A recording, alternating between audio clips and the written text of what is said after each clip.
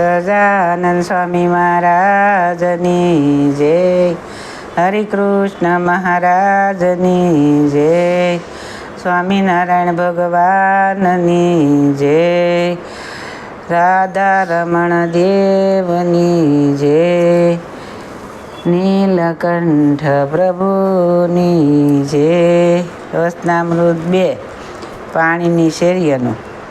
સંવત 1878ના શ્રાવણ સુધી ત્રીજને દિવસ સ્વામી શ્રી સહજાનંદજી મહારાજ શ્રી ગરડા મધ્યે દાદા ખાસરના દરબારમાં શ્રી વાસુદેવનગરના મંદિર આગળ રેશમના સાંકળા ઉપર વિરાજમાન હતા અને સર્વશ્રેષ્ઠ વસ્ત્ર ધારણ કર્યા હતા. અને પોતાના મુખારવિંદની આગળ મુનિ તથા દેશ દેશના હરિભક્તની સભા ભરાઈને બેઠી હતી ને મુનિ જાણ લઈને કીર્તન ગાવતા હતા. પછી શ્રીજી મહારાજે કહ્યું, જય કીર્તન રાખો, અમે વાત કરીએ છીએ. એમ કહીને શ્રીજી મહારાજ બોલ્યા, જેને આત્યાથી કલ્યાણ પામવું હોય અને નારદ સંકાદિક જેવા સાધુ થવું હોય તેને એમ વિચાર કરવો, જે આ દેહ છે તેને વિશે જીવ રહ્યો છે અને ઇન્દ્રિયો અંતકરણ છે તે જીવ સાથે વળગી રહ્યા છે અને ઇન્દ્રિયોને અંતકરણ છે તે બહાર પણ પંચવિષયમાં વળગી રહ્યા છે. તે અજ્ઞાને કરીને જીવ ઇન્દ્રિયો અંતકરણને પોતાનું રૂપ માને છે, પણ વસ્તુ ગઈતે જીવ ઇન્દ્રિયો અંતકરણ થકી નોખો છે અને પંચવિષય છે તે અંતકરણ થકી નોખા છે. પણ એ તો વિષયને અભ્યાસે કરીને અંતકરણને વિશે પંચવિષયની એકતા જણાય છે અને વિષયની જે ઉત્પત્તિ તે તો ઇન્દ્રિયો થકી થાય છે, પણ અંતકરણમાંથી નથી થતી. જેમ અતિશય તડકો હોય અથવા ટાઢ હોય તેનો પ્રથમ બાહ્ય ઇન્દ્રિયો સંબંધ થાય છે, પછી ઇન્દ્રિયો દ્વારા કરીને શરીરને માહિલી કોરે તેનો પ્રવેશ થાય છે, પણ એની ઉત્પત્તિ માહિલી કોરથી નથી. એ તો બાહ્યથી ઉત્પન્ન થઈને માહિલી કોરે પ્રવેશ કરે છે. તેમ પંચવિષય છે તે પ્રથમ અંતકરણમાંથી ઉપજતા નથી.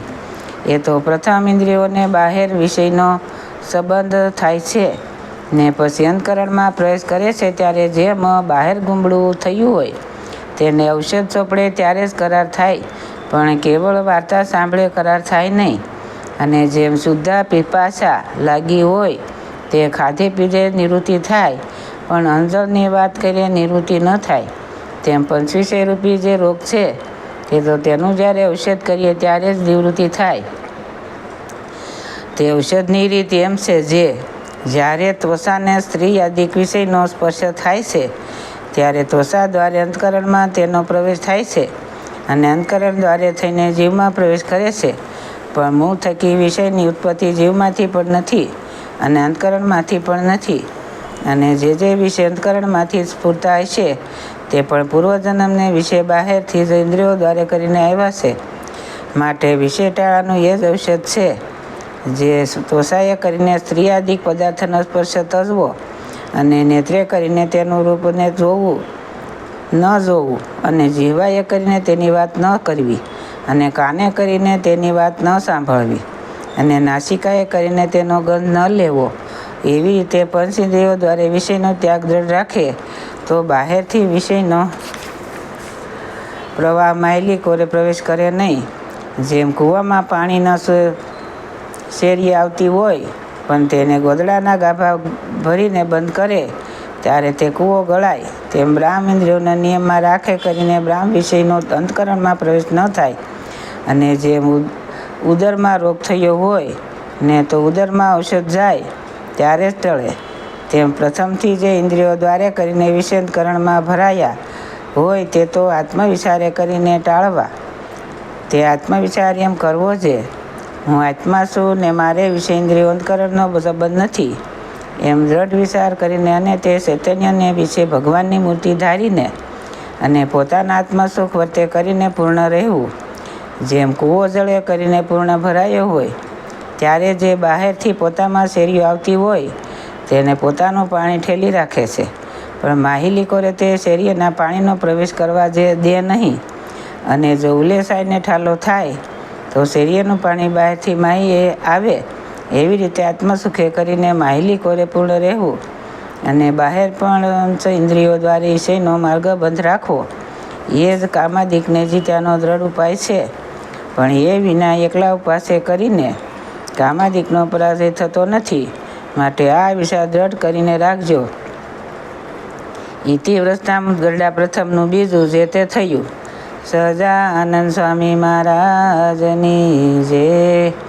વચનામૃત 3 રસિક માર્ગ અને આત્મજ્ઞાનનું. સંવંત 1878ના શ્રાવણ સુધી ચોથને દિવસ સ્વામી શ્રી સહજાનંદજી મહારાજ શ્રી ગરડા મધ્યે દાદા ખાસરના દરબારમાં શ્રી વાસુદેવનારાયણના મંદિરની આગળ સાંકળા ઉપર બિરાજમાન હતા અને સર્વશ્રેષ્ઠ વસ્ત્ર ધારણ કર્યા હતા અને પોતાના મુખારબિંદની આગળ પરમહંસ તથા દેશ દેશના હરિભક્તની સભા ભરાઈને બેઠી હતી ને પોતાની આગળ પરમહંસ જાન મૃગત લઈને કીર્તન ગાતા હતા.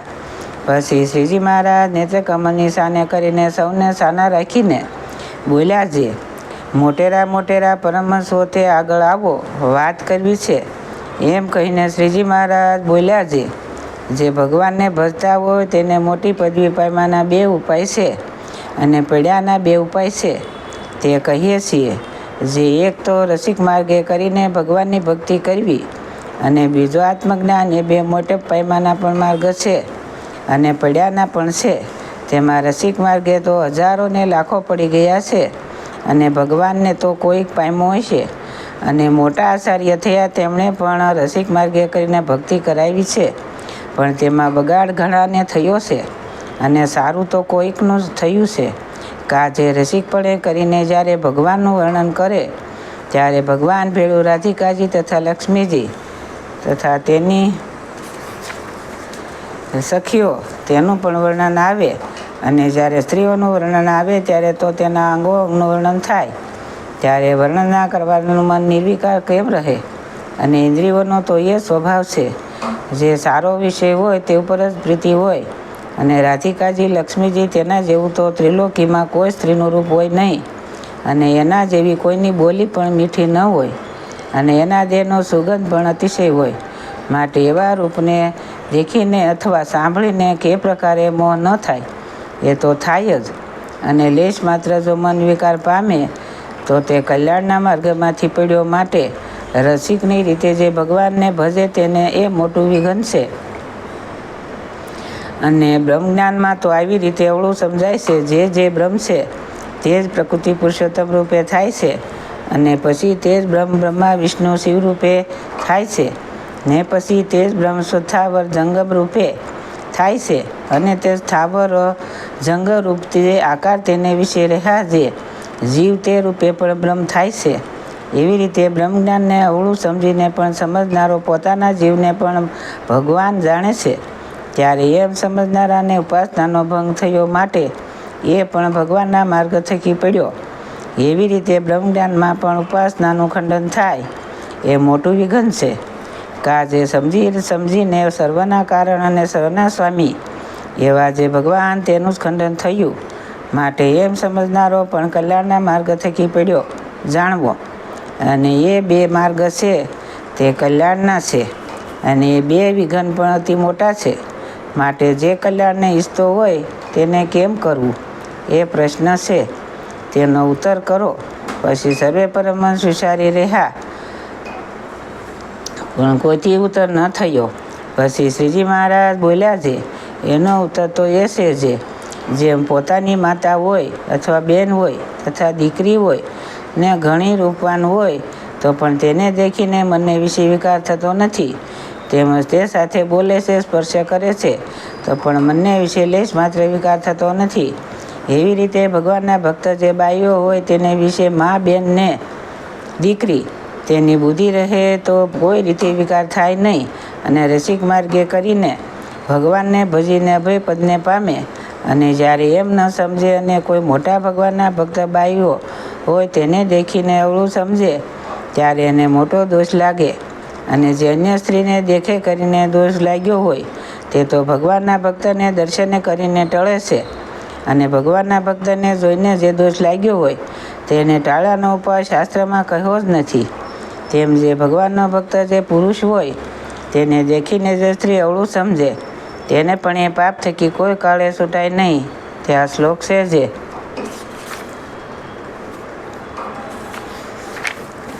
એ શ્લોકનો અર્થ એ છે, જે બીજે ઠેકાણે પાપ કર્યું હોય તે તો ભગવાન કે ભગવાનના ભક્ત પાસે ગયે છૂટે અને ભગવાનના ભક્ત પાસે જઈને જે પાપ કરે છે તે તો તીર્થક્ષેત્રનું પાપ છે, તે વજલેપ થાય છે.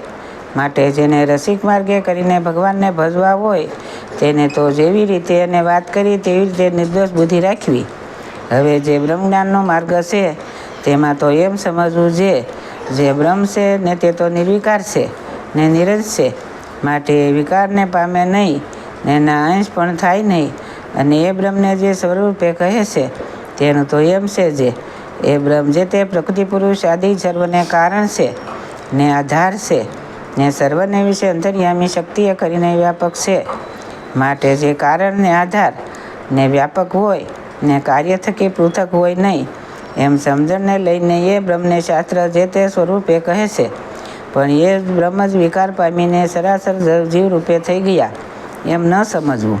અને એ બ્રહ્મ થકી પરબ્રહ્મ જે પુરુષોત્તમ નારાયણ તે નોખા છે ને એ બ્રહ્મના પણ કારણ છે ને આધાર છે ને પ્રેરક છે એમ સમજીને પોતાના જીવાત્માને બ્રહ્મ સંગાથી એકતા કરીને પરબ્રહ્મની સ્વામી સેવક ભાવે ઉપાસના કરવી. એવી રીતે સમજે ત્યારે બ્રહ્મ જ્ઞાન છે તે પણ પરમપદને પામવાનો નિર્વિઘ્ન માર્ગ છે.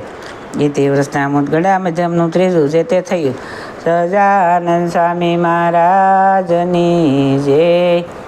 હરિકૃષ્ણ મહારાજની જય. સૌને મારા દાદાથી જય સ્વામિનારાયણ.